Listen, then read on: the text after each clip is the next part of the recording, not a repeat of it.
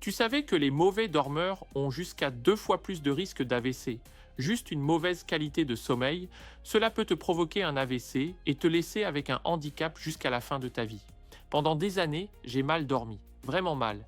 Et puis en changeant quelques habitudes simples, j'ai réussi quelque chose que je n'aurais jamais cru possible.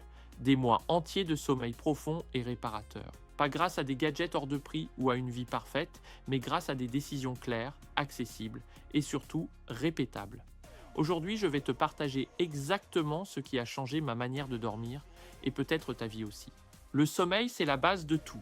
C'est ce que l'on fait de plus important chaque jour, même si on a tendance à le sous-estimer complètement, voire à le négliger. Quand tu dors bien, ton cerveau fonctionne plus clairement, ton corps récupère réellement, tu prends de meilleures décisions et tu ressens une énergie plus stable tout au long de la journée. Tu es plus patient, plus concentré et beaucoup moins réactif émotionnellement. Tout devient plus simple, plus fluide, plus maîtrisable. Le problème, c'est qu'on nous a longtemps appris l'inverse. On nous a fait croire que dormir peu était un signe de force, de réussite, de discipline, presque de mérite. Comme si l'épuisement était une preuve de valeur. En réalité, c'est souvent exactement l'inverse. Moins tu dors, plus tu fonctionnes en mode survie. À un moment, j'ai décidé d'arrêter de lutter contre mon corps. J'ai fait du sommeil ma priorité numéro 1, sans culpabilité, sans excuse. Et c'est précisément à ce moment-là que tout a commencé à changer. La première chose que j'ai faite, c'est changer mon identité. J'ai arrêté de me voir comme quelqu'un qui dort quand il peut, en fonction du travail, des écrans ou des obligations. J'ai commencé à me comporter comme quelqu'un qui respecte profondément son sommeil au même titre que son alimentation ou sa santé. Quand tu fais ce changement mental, tu ne négocies plus avec ton heure de coucher. Tu ne te demandes plus si tu vas repousser le moment d'aller dormir. Tu sais que c'est non négociable. Tu comprends que bien dormir te rend plus performant, plus stable émotionnellement, plus lucide dans tes décisions et beaucoup plus présent dans ta vie.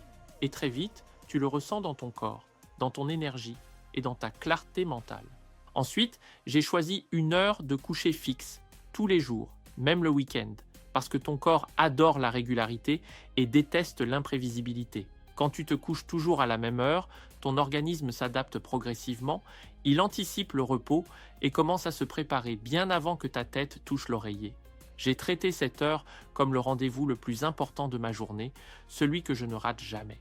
Pas une option, pas un si j'ai le temps. Et honnêtement, ce simple choix a tout changé dans la qualité de mes nuits. Avant d'aller dormir, j'ai aussi mis en place un vrai temps de transition, un moment volontairement calme pour permettre au corps et au cerveau de ralentir progressivement. Je ne vais plus au lit avec la tête pleine de problèmes non résolus, de pensées qui tournent en boucle ou de stress accumulé dans la journée. J'ai créé un rituel simple et répétable fait de lecture tranquille, de silence ou d'activités posées qui n'exigent aucun effort mental. J'évite les écrans, les discussions tendues et tout ce qui peut stimuler ou exciter le cerveau. Le message envoyé est clair et constant. La journée est terminée. Il n'y a plus rien à gérer. On peut enfin relâcher. J'ai aussi pris conscience de l'impact énorme du moment du dernier repas sur la qualité du sommeil. Manger trop tard, trop lourd ou trop riche perturbe profondément la nuit, même si on ne s'en rend pas toujours compte. Sans chercher la perfection ni des règles strictes, j'ai simplement avancé mes repas et allégé mes fins de journée. Rien d'extrême, rien de contraignant, juste une façon plus logique et plus respectueuse d'accompagner le corps vers le repos. Autre point clé, faire vraiment attention à tout ce qui stimule le cerveau, surtout en fin de journée. L'alcool, la caféine, mais aussi certaines habitudes du soir que l'on banalise peuvent complètement saboter la qualité du sommeil, même si on a l'impression de s'endormir facilement. Le vrai problème, c'est que le sommeil profond, celui qui permet une vraie récupération physique et mentale, en prend un coup sans que l'on s'en rende compte. En devenant plus attentif à ce que je consomme et au moment où je le fais, j'ai rapidement senti une différence nette dans ma récupération, mon énergie au réveil et ma clarté mentale. La lumière joue aussi un rôle énorme et souvent sous-estimé. Le soir, j'ai volontairement réduit mon exposition aux écrans, aux éclairages trop forts et à tout ce qui envoie un signal de plein jour à mon cerveau.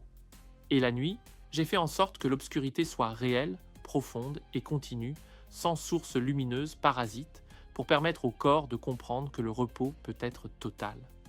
La température de la chambre est un autre détail qui n'en est absolument pas un. Quand il fait trop chaud ou trop froid, le corps passe son temps à s'adapter et à lutter au lieu de se relâcher complètement et d'entrer dans un sommeil profond. Trouver un juste milieu, tester différentes configurations, ajuster la ventilation, la literie ou simplement l'aération fait une réelle différence sur la qualité du repos.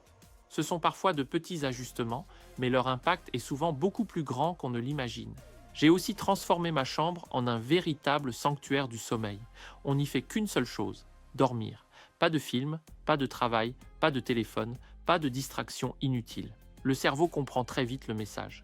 Quand on entre dans cette pièce, il sait exactement ce qu'il a à faire. Ce conditionnement simple mais cohérent devient extrêmement puissant avec le temps. Le matin, dès le réveil, j'expose volontairement mon corps à la lumière, naturelle si possible. Cela aide à régler l'horloge interne, à stabiliser l'énergie sur la journée et à renforcer, jour après jour, un rythme veille-sommeil beaucoup plus solide et plus naturel. Enfin, j'ai appris à observer, à noter ce qui améliore mon sommeil et ce qui le dégrade, pas pour devenir obsessionnel, mais pour comprendre mon propre fonctionnement. Quand tu sais ce qui te fait du bien, tu arrêtes de subir. Tu ne vis plus tes nuits comme quelque chose d'imprévisible ou de subi, mais comme un processus que tu peux accompagner avec intelligence et bienveillance. Tout ça, ce sont des habitudes simples, rien de spectaculaire, rien d'extrême. Mais quand tu les rends non négociables, elles s'additionnent. Et c'est là que la vraie transformation se fait. À un moment, tu ne cherches plus à dormir, tu dors naturellement, profondément, régulièrement. Le sommeil redevient un réflexe, pas un combat. Et c'est là que tu te rends compte d'une chose très importante.